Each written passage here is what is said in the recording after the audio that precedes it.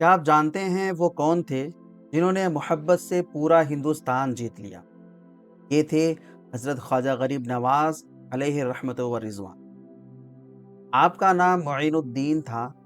والدین آپ کو پیار سے حسن کہا کرتے تھے۔ آپ غریب نواز کے نام سے مشہور ہوئے، جس کا معنی ہوتا ہے غریبوں کی مدد کرنے والے۔ آپ کی ولادت سن 537 ہجری مطابق 1142 عیسوی میں تیستان سنجر ایران میں ہوئی۔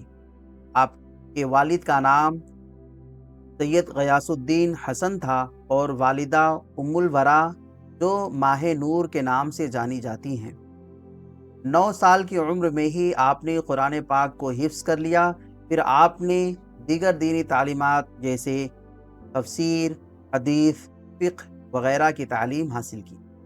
بعد میں آپ نے مرشد کامل کی تلاش کی اور نیشاپور ایران میں حضرت خواجہ عثمان ہارونی رحمۃ اللہ علیہ سے ملاقات ہوئی اور آپ کی بیعت کی۔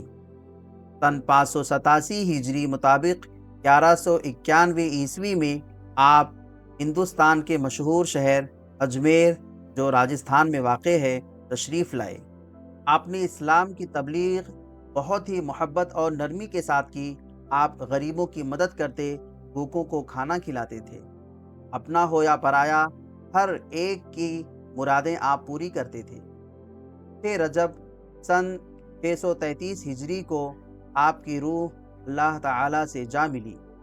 آپ کی پیشانی پر لکھا ہوا تھا، یہ اللہ کا محبوب ہے جو اللہ کی محبت میں وفات پا گیا۔ آج بھی اجمیر شریف میں آپ کی بارگاہ امن اور محبت کا پیغام دے رہی ہے۔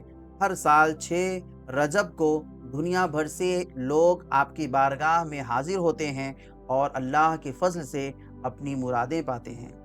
اللہ تعالیٰ کی بارگاہ میں دعا ہے کہ ہمیں بھی سرکار غریب نواز رحمت اللہ علیہ کے پیغام پر چلنے کی توفیق عطا فرمائے۔ آمین۔ السلام علیکم ورحمۃ اللہ۔